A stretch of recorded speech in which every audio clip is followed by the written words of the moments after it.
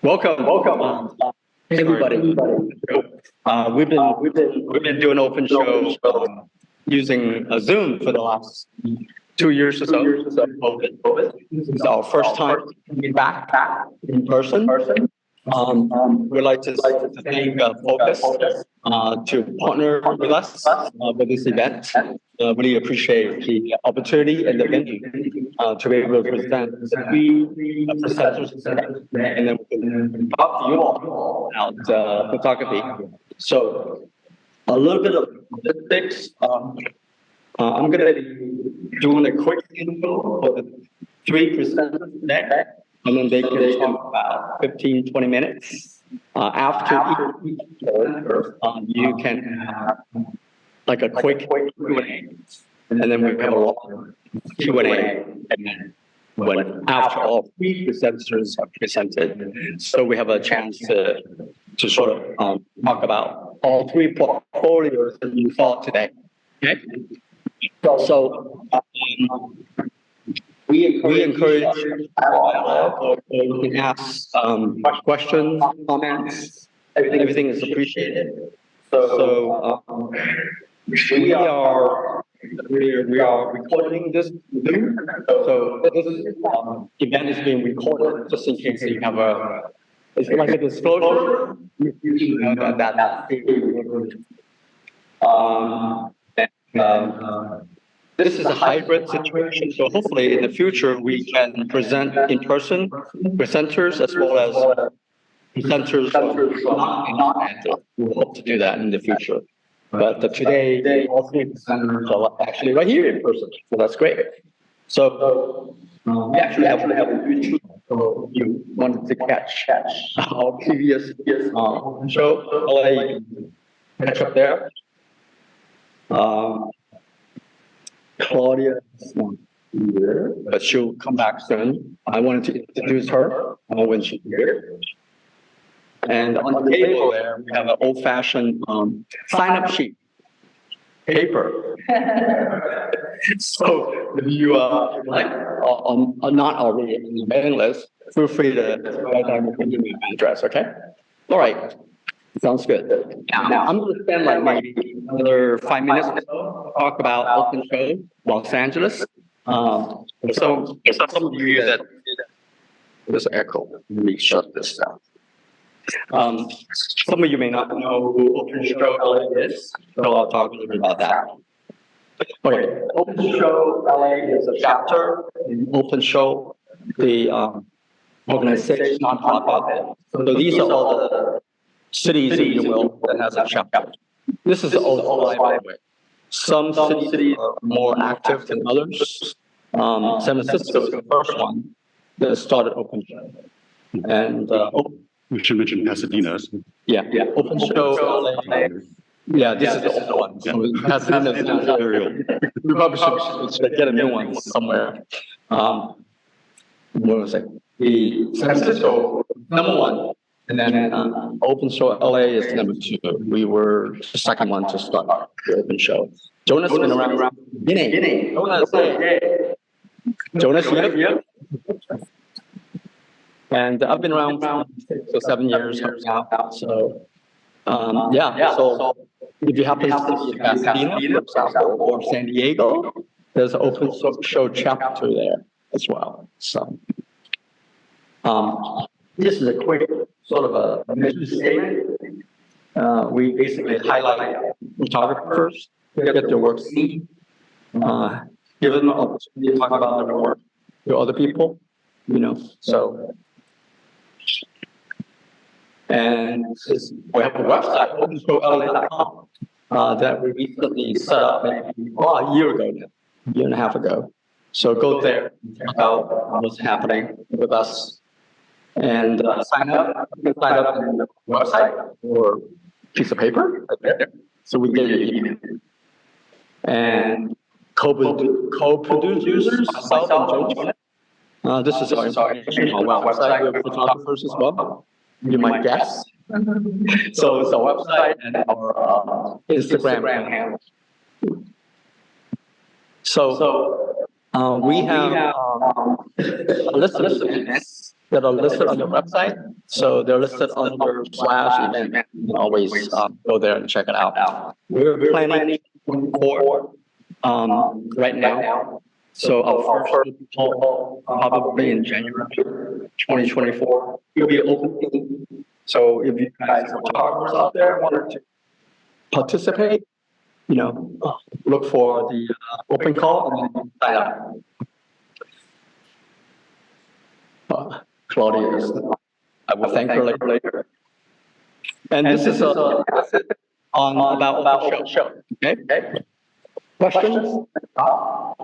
No, if not, let's go ahead and get the first presenter going, who will be Elizabeth Bailey. She uses a lot of unique settings and portraiture in her work, and she's able to create a lot of creative and thoughtful images based on the setting that she creates. Now you're in LA, right, Elizabeth? And she's a well-known fine art photographer and a graphic designer. So the house next door is the portfolio that she's going to talk about today. And no further ado, Elizabeth, come on up. Hello. I am so very honored to be here today, and I want to say thank you to everyone for coming, to Open Show for putting these artist talks together, and to Photo LA and Galerie XII for creating and hosting this whole fantastic event. The image of mine that was selected for this show, titled The Voyeur, is from a larger body of work, The House Next Door. This series is one I've been working on since 2020, when I fell into it entirely unexpectedly. And this project gradually became an obsession, something of a fever dream I lapsed in and out of for a couple of years. I'd like to share with you today the story of all that happened that led to this project. In early 2020, the mail started piling up at the house next door. This was definitely not normal. I had lived next door to my neighbor for 17 years. I knew her habits, and I spoke to her often, every few days. I knew her well, and not at all. Concerned, I walked over to the house next door and knocked on the front door. After that, I knocked on the windows. I peered into her car, parked out front. I circled the house, called her name, and peeked over the weathered gate we share that divides our properties. I yelled into her tiny, silent backyard, a chaotic jumble of climbing roses and overgrown weeds competing for life. And after that, I called the police. Let me tell you about our houses. Our houses are less than 10 feet apart. Both are tiny Spanish-style bungalows built in 1930, each under 800 square feet. The exteriors look similar. I always assumed they were built together as a pair. They overlap each other. The north side of her house touches the entire edge of my driveway, all the way down to my garage, which sits partially on her property in her backyard. 6 windows on the driveway side of her house look directly into my living room and bedroom windows. If I lay down sideways in my driveway and stretch out my arms and legs, I can almost be touching both houses at once. As neighbors, our edges overlapped. It's creepy. But until recently, never our interiors. The police broke a window, went in, and found her passed away in the bedroom. They asked me a lot of questions.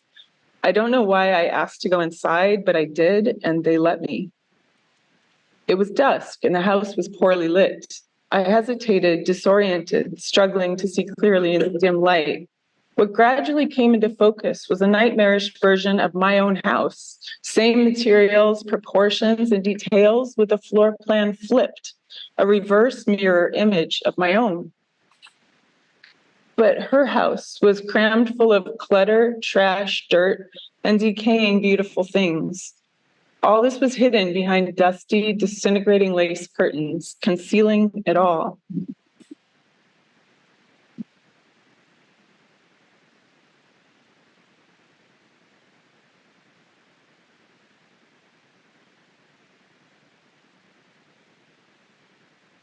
The police, coroner's office, and public administrator all followed up with me. She had no living family and no close friends. Everything was going into probate. The house would sit vacant until the city cleared it out and auctioned it off. I looked across my driveway at the windows tightly shuttered from the inside. What else was in there that I didn't see?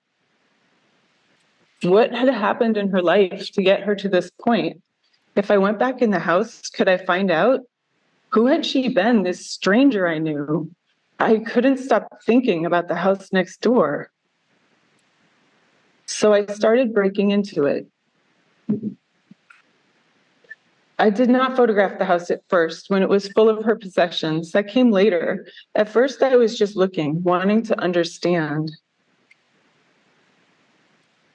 I unearthed shoeboxes of letters, old photos, things she had written. I pored over it all. I read about her thoughts, beliefs, and ideals. I was starting to actually know her. She was no longer going to disappear.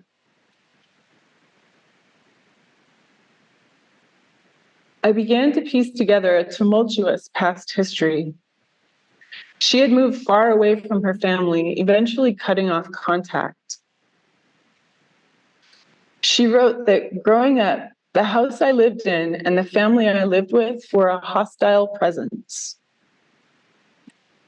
She left her family and began traveling alone. She kept detailed journals.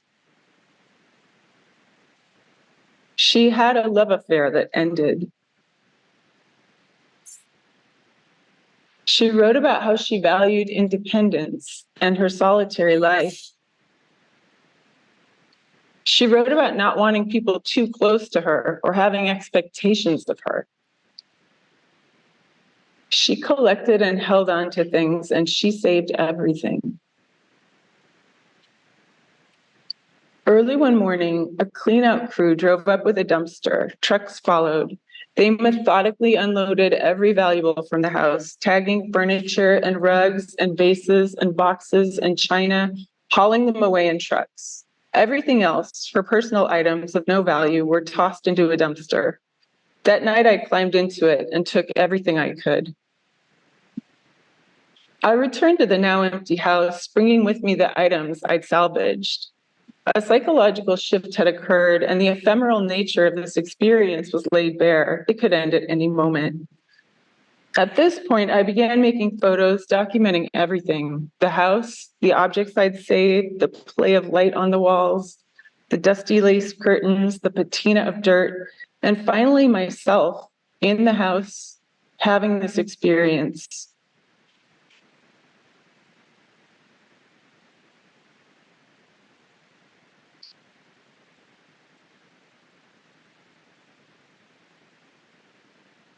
I have asked myself many times what I was doing in that house.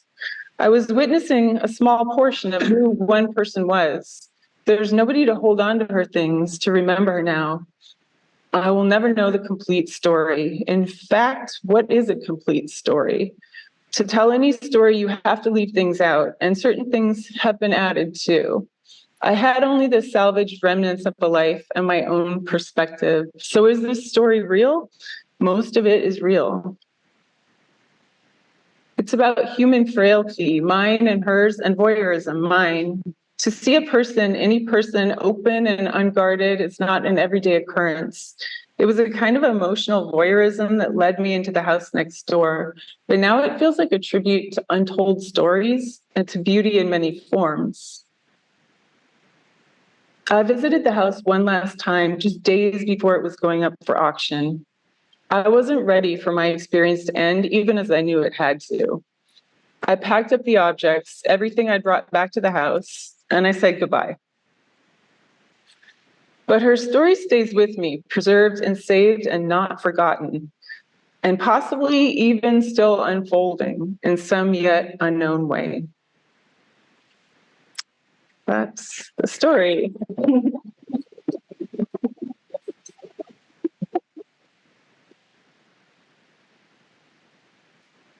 Thank you. So I know that's kind of an unconventional presentation, maybe. So if you want me to go back through the images or take questions or. Yeah, either way, especially because I like. Oh, sure. Oh, that are of interest to me? Yeah. Okay. I think, so I apologize for going back through them like this. Oh, that one, the voyeur. Oh, yeah, that's a good starting point, isn't it? Yes. So that image is of me shot in my house, looking out my bedroom window into the kitchen that's directly across from my house. And that was after I was already obviously in the house. And I got the idea that I wanted to set up my camera and train it so that I could see what she might have seen had she looked out at me. So I got really into the like crazy, whoa, that's what that is. How did you actually take the shot? Did you have it on a really long timer? Yeah, so I had it, it's on a tripod, and then I have a release, a remote release. And I just sat in my bedroom. I don't have fancy equipment. It's an old camera, but it's pretty good in low light. And I just shot a whole bunch until I liked the one that I saw, and I didn't change it in any way. It's not a composite or nothing's altered. Thank you. So how long ago? You know what? That's a great question. Thank you. And one thing I left out of my writing of the story, because I was in a class with Aline Smithson when I was working on this project, and so she was telling me, I left out the fact that it started right at the start of the pandemic. And I think it's really easy for us to forget what a weird and claustrophobic and isolated time that was. And so right at the start of the pandemic, when I had nothing to do, there was this empty house next door. It was so compelling. And so I started going in 2020, and then it went on for a period of about 2 years. So the photos that you see are a tiny fraction of what I did. I did take a lot of photos. I love how the project begs for more questions. And that's great success. The one image with the Band-Aids that you use, can you talk a little bit about, as you were creating this imagery, what goes through your mind? And then with that, in particular place? I started to feel a real empathy for my neighbor as I was reading the things she'd written, and I was looking at the letters from her family, and there's quite a bit I left out of respect, about her life. But I could tell how troubling her early childhood was. And so I felt like I wanted to take these photos and I wanted to convey some of that hurt in my depiction of them, or to show that, because I felt like she didn't show that, but I could see it. And that's what I was trying to do.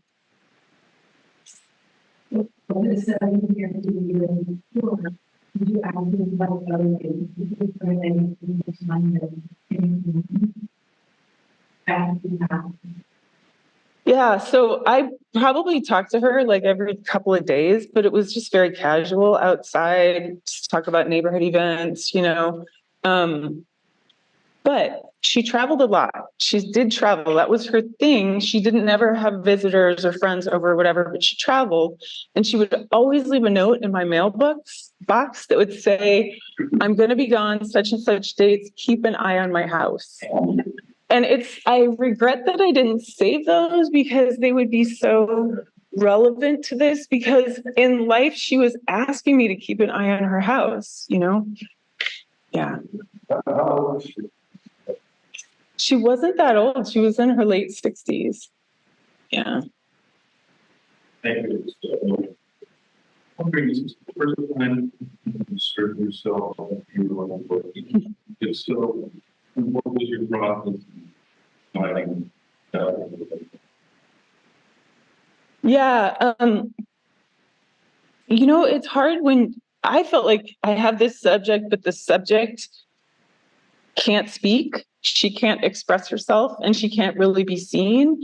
And so I think I started doing that because I felt like I was still able to express some of those things that I wanted to put into the work, some of the emotions, and like what I did when I added the photos or the Band-Aid to the photos. Like, it was just another way of trying to convey more emotion, I guess.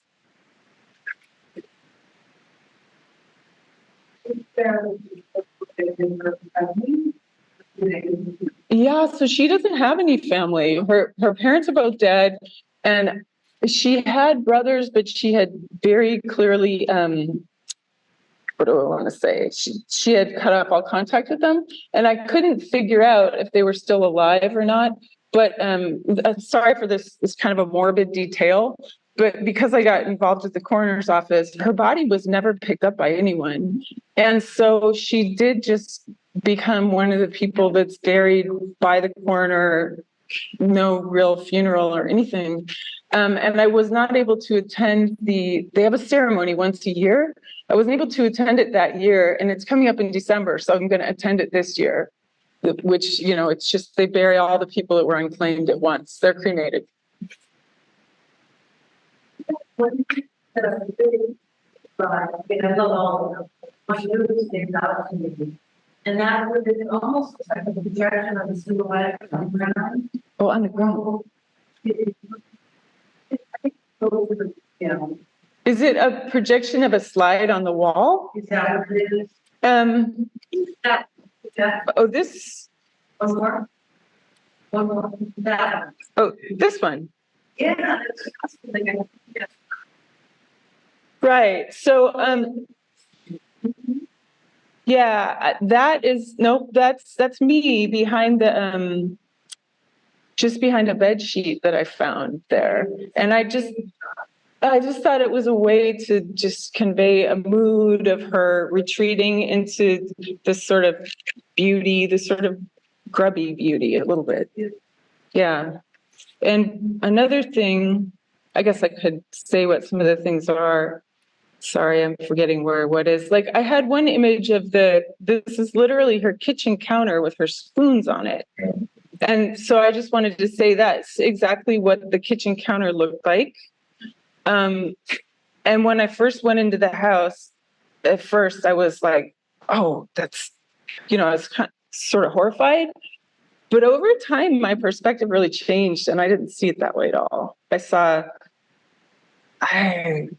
It changed me. I just felt like I was able to see the beauty in these things that I hadn't felt that way about at first.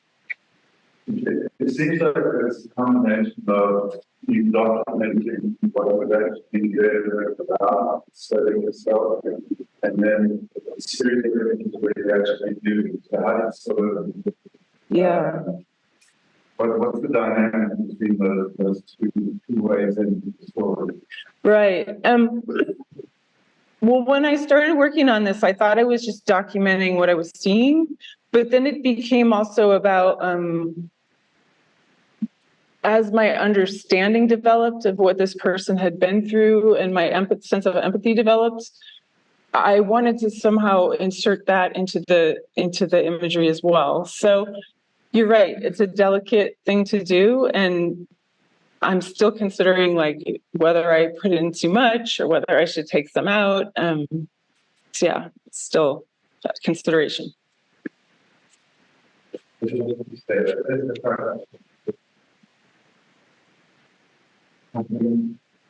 we did this very well. And I'm not talking about forget about capturing and telling the story that possible to bad. So for me, that's fascinating. And also I think it's powerful because it was meant to tell it wasn't meant to that. So, thank you. Thank you for saying that. And I will say one thing, which is that I was really scared to show this to anyone for a long time, because in my mind, I thought, is this my story to tell? And I realized that. I didn't go into it lightly, and I still think about that sometimes. And I have deliberately obscured some details that would allow you to identify the person and stuff out of respect. Yeah. So I want to continue the story. What are your plans? Thank you. So I have decided that I've always seen this as a book. And so I'm putting it together as a book, and I write. I don't know if I would call myself a writer, but I do write. And so I kept a lot of journals during this time. And so I'm now going back and writing them into pieces and figuring out how, just to further complicate things, like how I'm going to insert that. Because I do feel like the thing about this is you can't just look at this. The reason I told it to you all as a story is if you just look at the images, you really need to know the story. So how am I going to tell that story with words and pictures? So that is my next challenge. Yeah. Thank you. Oh. So, online comments. Okay. Illustrator says, what a documentary. And Marta Function has a question. She says, such a wonderful series of stories. There are many people who passed away that don't have family things we were going to prayer for the did you neighbors move the house? Yeah, that's a good question. Yeah. So thanks, Marta. Hello. I know Marta. Yes, the house was sold, and then I met the woman who bought it, and she was very nice. And she decided that it wasn't her primary residence. She was going to totally remodel it and rent it out. And so when she did totally remodel it, she said, "Do you want to come in and see what I've done? Have you ever been in the house?" And I was like, "Yeah, I've been in the house." And so anyway, I went in to see what she'd done, and she had really, I was glad I took a lot of photos. She took away a lot of the character of it. But anyway, and then she rented it to a very nice young woman who lives there now. And in a lot of ways, it's good because I kind of needed it to end. You know, it was just, I was drawn to go in there over and over. And so maybe it was time to end. Two more. Diana says, like, I love everywhere we talk. Thank you. He just says, beautiful, tender set. Thank you. Are we at the limit? Yeah. Okay. All right. Yeah. Thank you, everyone. Thanks for coming.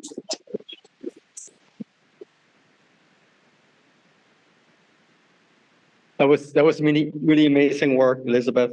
Yeah, really nice. The next presenter, we've got more people now. There's more chairs here if you wanted to come. The next presenter is Hugh. He is LA based now, I believe. He has a long career in commercial photography, but he has progressed into the fine art genre in the last 7-8 years. And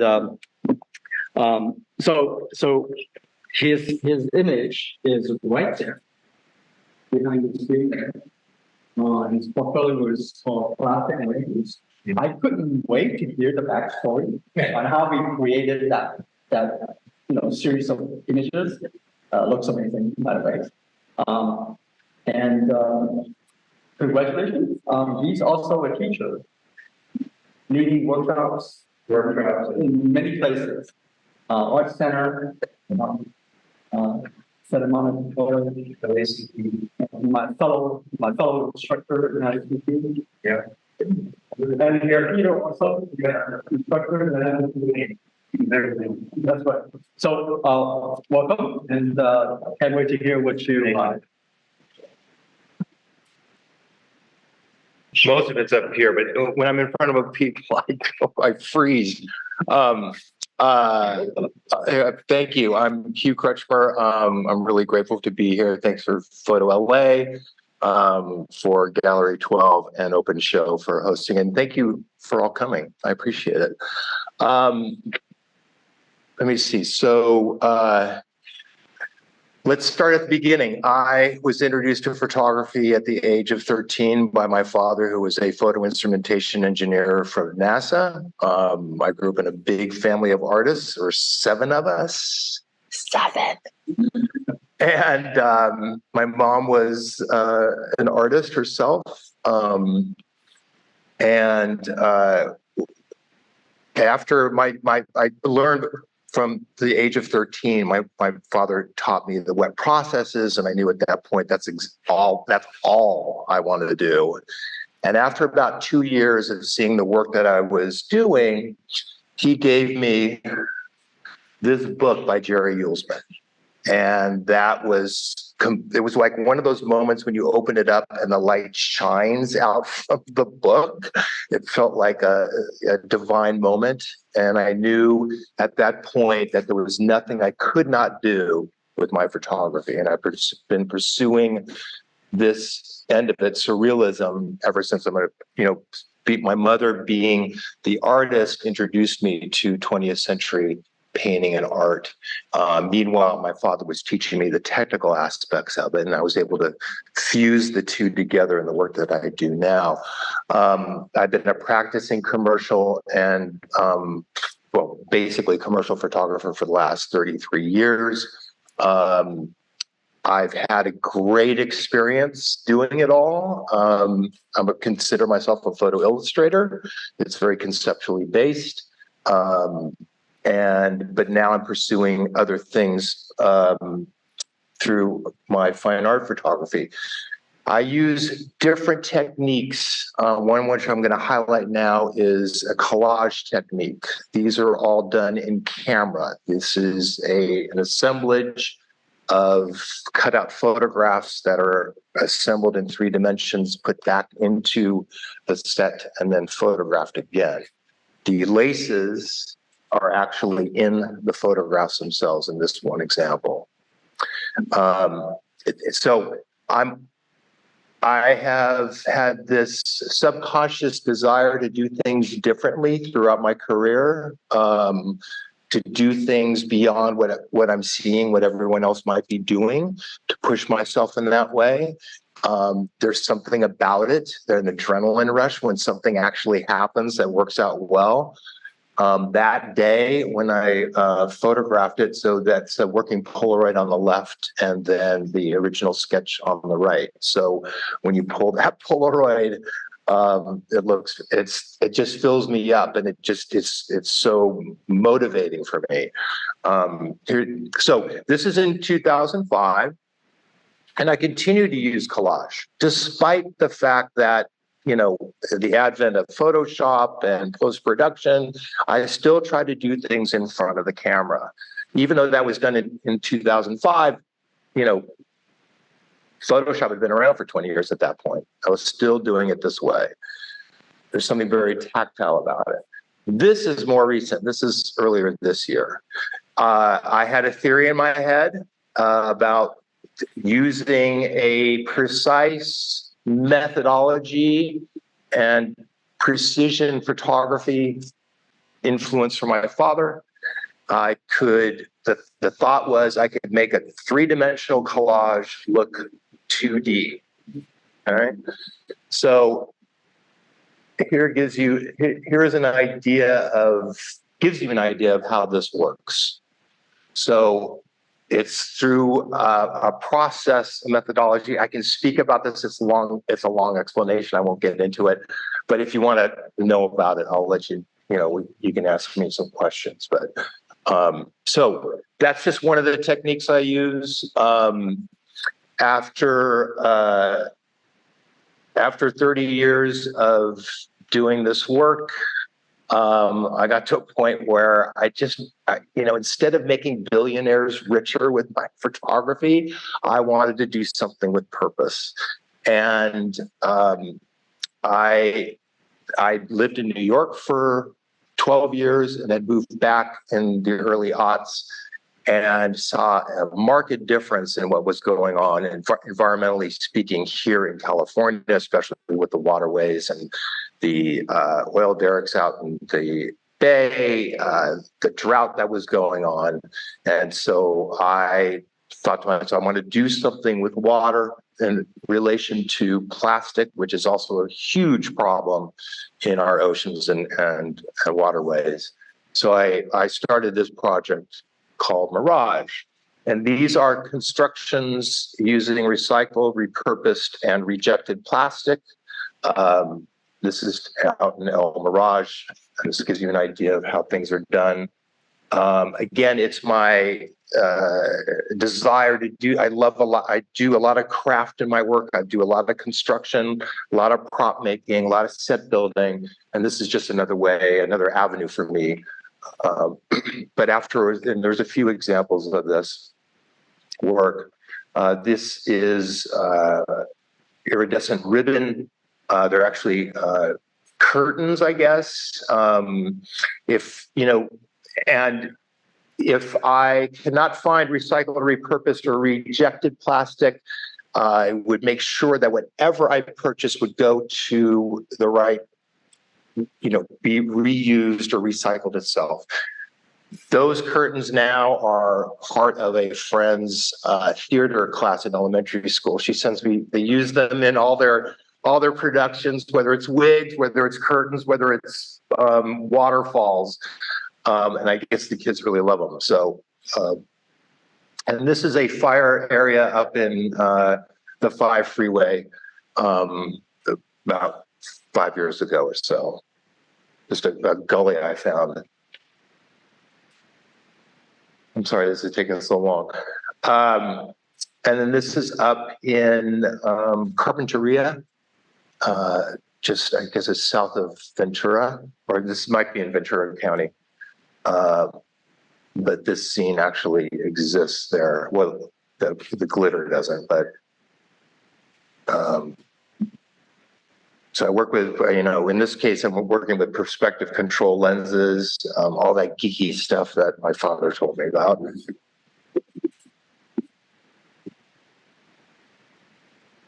This is made from vinyl, plastic, this styrofoam, packing foam, and 2 different versions of packing foam. And then, this gives you an idea. I'm actually disassembling this. I'm not actually, and I've reversed it to give you an idea. But this takes about, it took about 4 days to put together in my living room. And this is the extent that I go to. So after a while of doing this, I realized that I've done about 5 or 6 of these for this Mirage project. And I was running out of anecdotes and materials to work with. And at the time, I was here visiting Bergamot Station, and I walked into a gallery over on the other side. And 5 minutes before you're going to close, and I saw. Let me back up a little bit. Sorry, I'll get to that in a minute. But anyway, this happened. This is about 1.5 years ago. The main objective of these particular projects, this is something else that I wanted to speak about, is has a philanthropic objective for this. I want to benefit nonprofits devoted to water conservation through gallery print sales. So whatever sale I make around this, whether it's a gallery print or a book, eventual book, a percentage of what I make will go to a nonprofit. This was the first example I was able to benefit a nonprofit. So I was able, through this syndication, was able to send a check to the Waterkeepers Alliance, which felt pretty good. So anyway, and I just got an email last week where a major American ad agency that has a office in Rio sent me a pitch deck for using my images that they were going to present to their nonprofit devoted to water conservation. So this is expanding. It is reaching the right people. So it's got all sorts of media going on with that. All right, so Robert Longo, this is the charcoal drawing I found at that gallery 5 minutes before it's going to change, before it's going to close. And I realized just within instantaneously how he rendered in charcoal those reflections off of that black surface reminded me of black garbage bags. And that's where this all started. So there is, and I need a reference of 2D reference when I work with it in this way. But these are sculpted using, again, recycled materials, working first with chipboard. They are scaled down. They need to fit in my car in order to take them down to the beach. The beach has the best light, the most realistic light. Then from there, I use a pillow batting or old pillow batting to give it visual volume. On top of that, I use an aluminum screen, and that gives tooth to the paper mache that I use on it. And then, I mean, it looks really crude, right? And then from there, laminated black plastic garbage bags. And then this gives you an idea of what it is. So the wisps or spray, that's another type of garbage bag.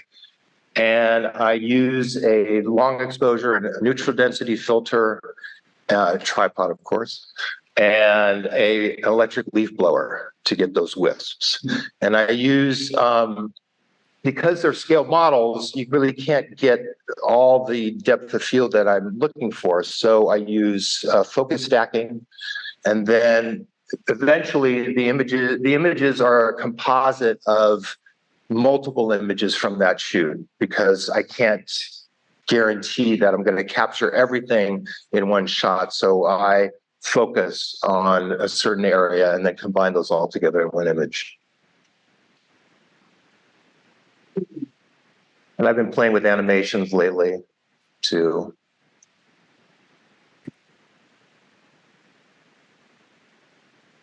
Now this was the first one I did.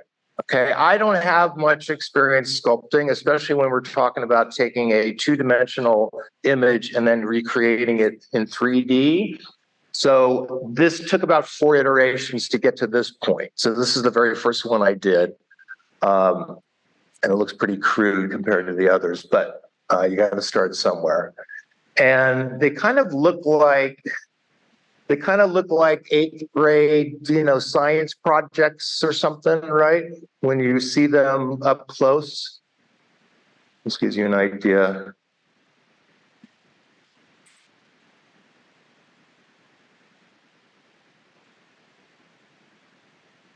But when the light hits it, there's something very special. Something very special. So I usually, when I photograph them, they usually take, they take sometimes up to, they sometimes take up to, several months to put together, to construct. I have to take it out into the light, down to the beach, photograph it, see where there's problems, come back, address those problems, go back and do it. So sometimes it takes up to 11 times that I've been shooting these. So this is the latest one that I've done. This took a year to complete. So imagine all this fringing, all the spray, those are individual cuts with a pair of scissors. And there are tens of thousands of these little pom-poms that I make that make up about the body of it. So most of the work goes into the spray itself. So this one was, and I will not do one this big again. It's just too long. And then of course this last one. So I'm continuing this project. My hope is to eventually have a gallery show, be represented, and be able to continue benefiting nonprofits devoted to water conservation. That's my dog and pony act. Thank you very much.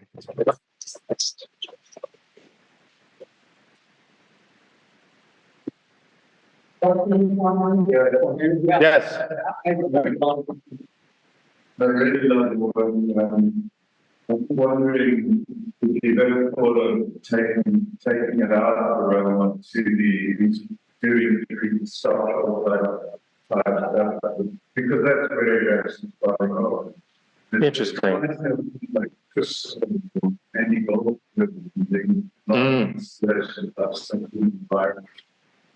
Yes, I mean, when I started this project, I got a book from a friend, Andy Goldworthy, yes. And that it was from a friend out of the blue. It was like one of those divine moments again, where she gave me this book. She died 3 months later.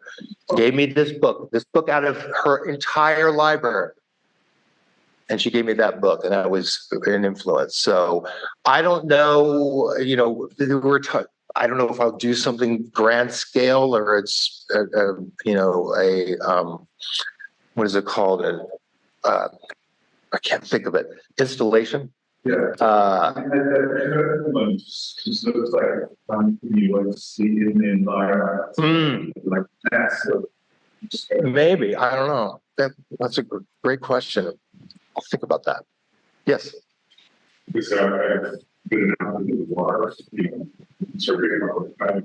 I've been in some big water, your images, little experiment. Really? Oh, thank you. Yeah. Thank you. Appreciate that.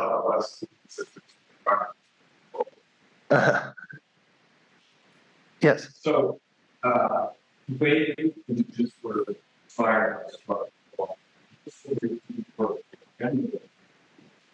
how can you visually fire directly from me, or what are you thinking?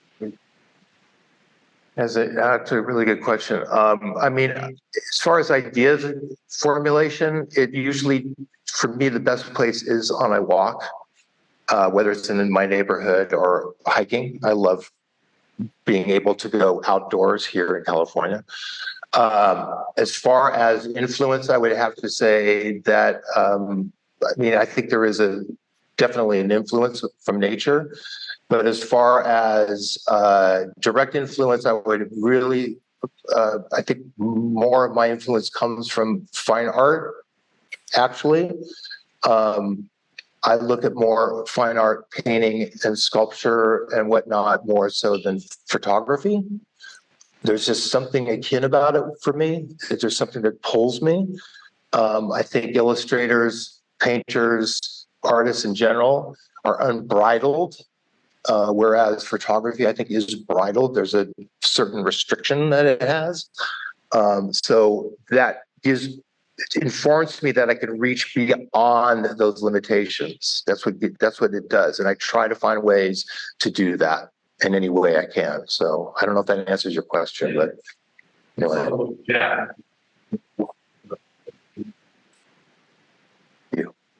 Anybody else? Yes.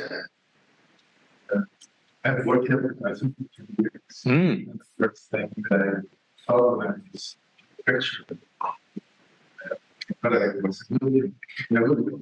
It's good. Locality, I think, comes with art.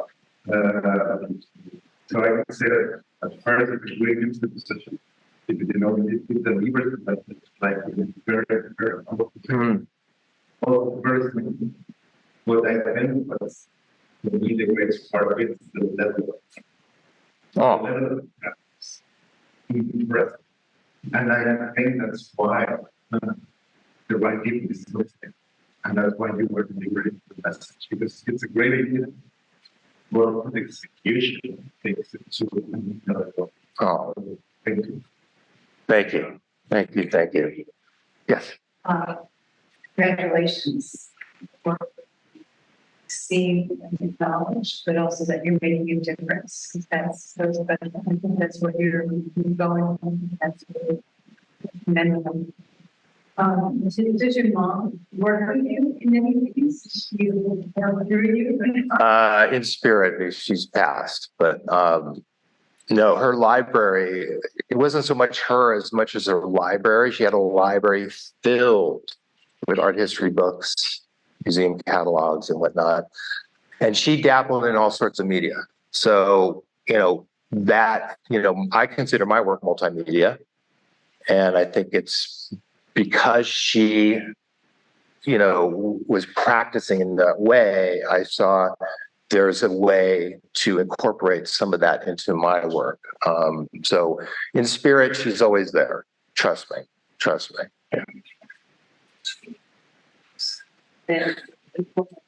Well, yes, and the series itself, they are composited images from the same shoot, of course. And there is some flavor of post-production, but I try to keep it as photorealistic as possible. And I don't like being in front of the computer very long. My back hurts. I get television eyes. And I just try to be as pure as I possibly can, but everything goes through Photoshop eventually. So, yes. Something that I really admire.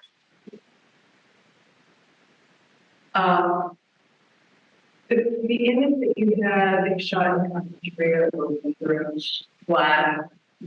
It was flat. Yes.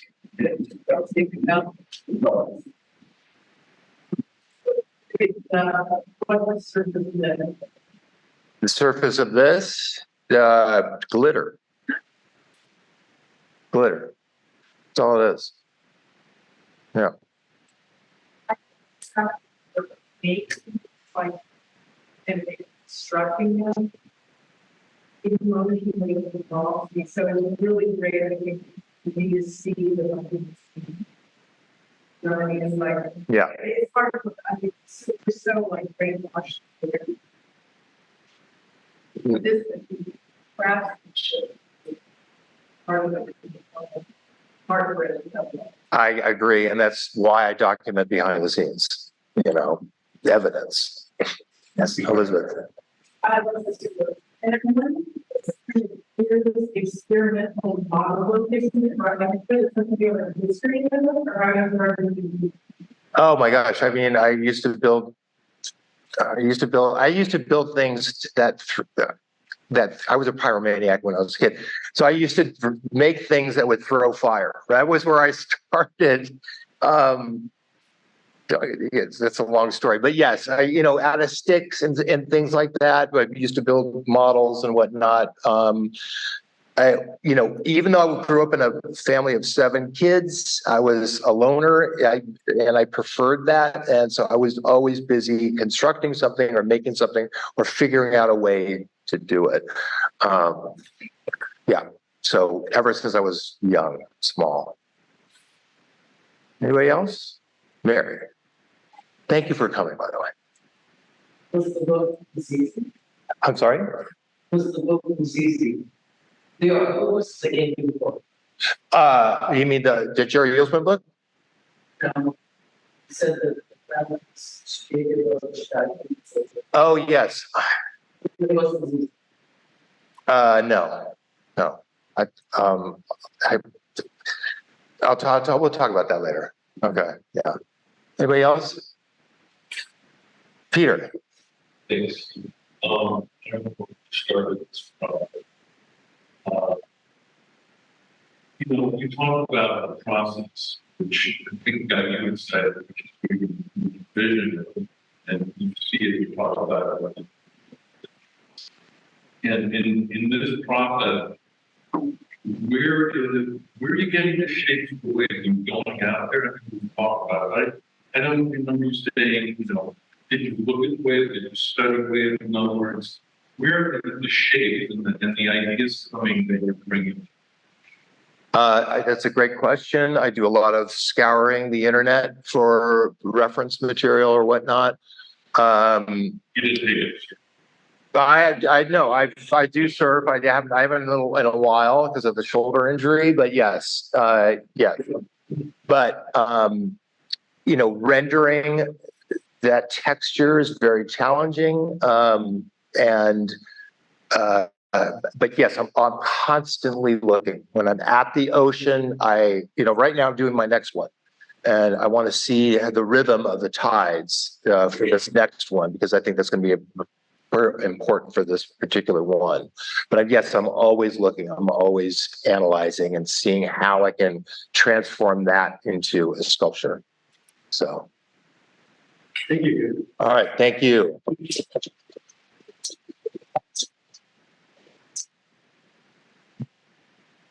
Thank you, Hugh. That was pretty good stuff. And you define the concept of setup when you take a shot. So this is good stuff. And then hopefully you got a good show because it will look good big. Actually. Here's the second person that said that. Yeah. This last week. Yeah. Oh, okay. especially when they see that one. Yeah. That's good. Yeah. Congratulations. While we're bringing up the next presenter, let me talk a little bit about Dineke. Hi, there she is. I want you to all welcome her because she traveled all the way from the Netherlands to be here.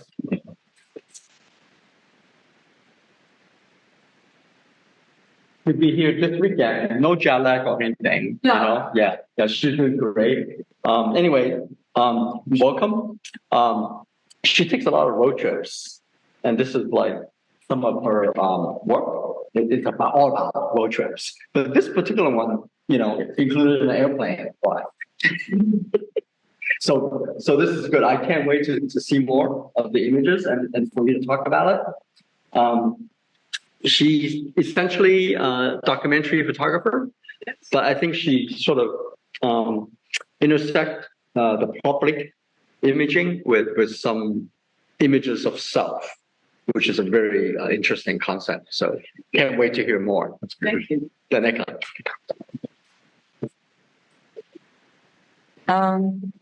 Thank you, everyone, for being here. I'm going to need some paper. It's the first time presenting in front of a group.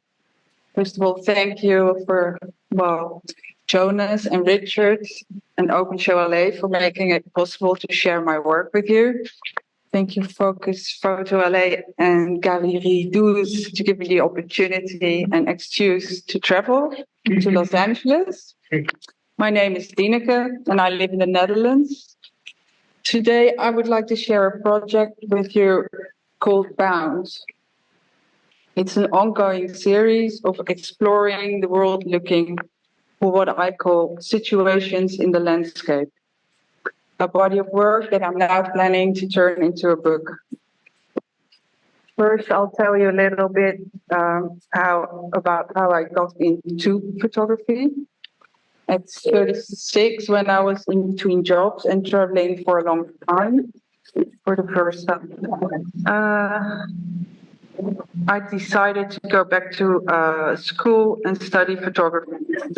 I have taken a couple of courses and workshops, but it was on this 4-month trip to Central and South America when I realized it was now or never if I wanted to leave my desk job and be more mobile. Photography could give me an extra reason, an excuse to travel, to satisfy my curiosity and to be creative. Because being creative wasn't something I grew up with or thought I could be before I took those classes. It would also mean I could work remotely. I could stay in a city or a country for a longer period of time and work on a project from there. Well, the first couple of years while I was studying and after I finished, I took on different assignments like commercial projects, portraits, architecture, still lifes, weddings and funerals. And I really enjoyed doing behind the scenes and set photography, to work with a team and feel the energy of creating something together. Well, all this helped me to develop my passion, and that is road tripping, to go out on a trip, drive my car, be outside, take pictures and feel free. I use the classic road trip to find sites and scenes that are mostly devoid of human activity. I like people, but prefer my pictures to be without them. When I'm traveling and first arrive in a new place, there's often something particular that catches my eye. It could be the way that people put plants in the window, the way the light is reflected, roundabouts, cars, or churches. I start looking for more. Those subjects can become a project of its own and a guidance to plan a trip.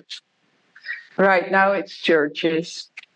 I look for special churches online and on Google Maps and plan my trip accordingly. In the meantime, I'm always trying to find situations that match the larger bound and or barrier theme. The project I'm sharing today has been in the making for a couple of years. The way I go about my work is that I start shooting and usually only find out later what it is about. It is then that I go out with the purpose of trying to find situations to complement the subject or the theme, and I start thinking in series. In order to present or explain it, I feel the need to put my work in a container, to frame it.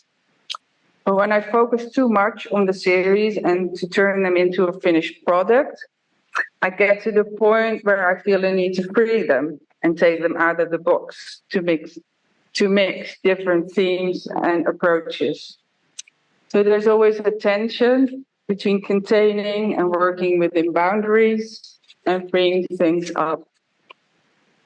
I now follow a year-long program in bookmaking and plan to make the most of it by enjoying the process and the journey.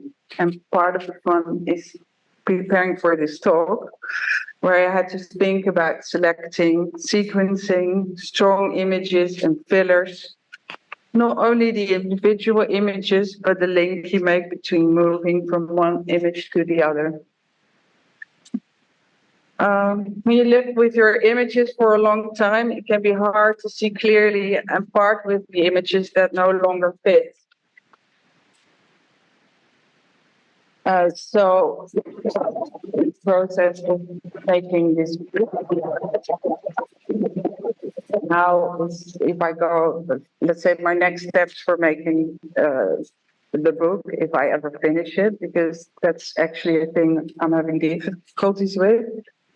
Maybe try and find someone to help me sequence, help me make selections, maybe collaborate. I'm trying to figure out whether I will reference to work, maybe even physically having someone else's work as a reference in the book. And next thing will be making like physical dummies or maquettes, and at the same time keep editing and even shooting. So if the whole idea is for the next couple of months with this project, which contains more images than I'm showing here, to try and get clearer how I want to present them and how much or how many images, thinking about the number of pictures in the book, looking at other people's work, and finding that you can also make a book of 26 pictures only. That felt really, really liberating. So, yeah, that's what where I'm concluding.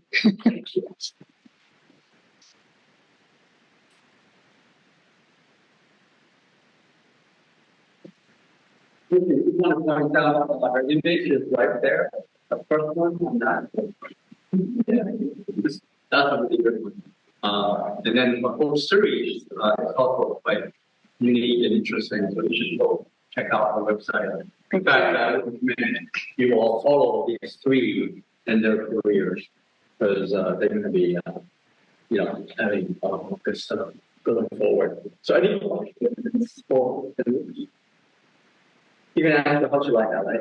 It seems like most are not in our country. That's true. Well, this one, for example, is, but yeah, lots, yeah, everywhere. Yeah. I know I desensitize when I stay in one place. Yeah. And when you go somewhere, all of a sudden your eyes. Yeah. Yeah. Yeah. Very, very. Thank you. Yeah. Oh. Sorry. No. Yeah, that comes across the world. It's an underpopulated world. And the expected a big novel, especially. And I cannot completely unexpected. Yeah, as I said, I really like people, but I think they're sort of I find it difficult to interact with them when I'm taking pictures. So I do spend some time, yeah, finding those desolate places or waiting for them to vacate. Or I like the idea of that, yeah, in some images it may be pretty clear where they're taken, but maybe somehow I'm looking for a way to find to present this as if it could be anywhere or nowhere, and it would be my big trip. But the idea behind it is that I sort of feel suffocated in my own city or own living environment, and I like to go out, and even if that's going to the beach and close to home. Elizabeth. I love the fine work. I'm very interested in seeing what my question is, are you still making it or do you feel like you're done and you know? I'm definitely not done. And I think it's because it's a certain kind of, let's say I'm physically attracted to those barriers I see, or whatever could be, it's in a broad sense, what could be a barrier or a boundary, or some of the images I put in a series about privacy that I would maybe like to explore a little bit more. I don't think that, I think I will find it hard to know when it's finished. But now I'm thinking that it could be, even if I put it in a book, it doesn't mean I won't be doing it anymore after. Yeah, I do have a question. Do you plan where you're going to go in next year series, or you travel on vacation and photographing? No, I do. Yeah. So last year I came to the United States for PhotoFest and then I did a really a long road trip. And then I just look at the maps and I see things that that catch my eye. But it could be even like the name of a place. For example, last year it was Truth or Consequences in New Mexico, and then I get intrigued by just the name, and I want to go there. And then it proved to be a great town to visit too. So I even stayed there a couple of days. But and then because I already started on the churches, then I would look at Google Maps and let's say I try and find a cowboy church, or I like churches that are maybe not your regular church. And from there, I would visit the surroundings. But that would be my guidance to take a trip. And so it's like an organic guidance. Yeah. What's your next? Well, next in January, I'm going to Turkey because of this book program I'm in. So, yeah. And I've never been, so interesting what I'll find. Yeah. Yeah. It was really interesting to see the subject matter and the some of your descriptions within that. But there was time that you couldn't really put my finger on what was moving on. Is there something you've been calling in terms of the consistency so that it looks like the body will fit? It definitely brought that. I was just wondering if there's something that you were kind of sharing I think it's mostly the way I shoot or the way I see things. And I think, let's say, in normal life, I have alternating vision, so I just look with one eye at a time, and it's mostly the right one. When I take pictures, it's the left one. And I think because let's say normal photographers will take a picture like this, so they have a view of their surroundings. My camera is always in front of my face, and I think that's maybe why I frame. Yeah, I just have one body, one lens I can carry. Yeah. And so that sometimes I won't be able to take certain pictures. Yeah. But lens is it? 50 millimeter on a Fuji medium format.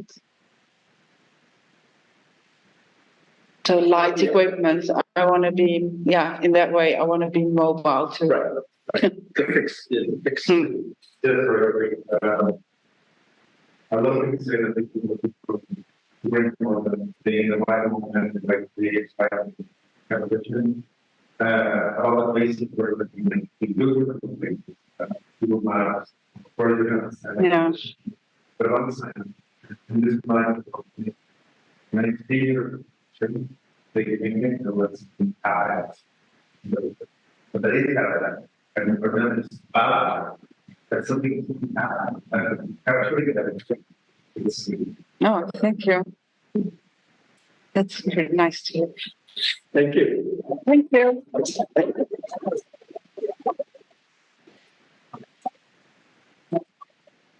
Real quickly, if anybody have like more 1 or 2 questions for the other presenters, feel free, because we have maybe just a couple more minutes left. If not, I want to thank you for coming to Open Show. We really appreciate your attendance. I think this is our first time back after about 2.5 years or so, and we'll do more of these, hopefully soon in 2024. Wanted to thank Claudia and Focus Photo LA.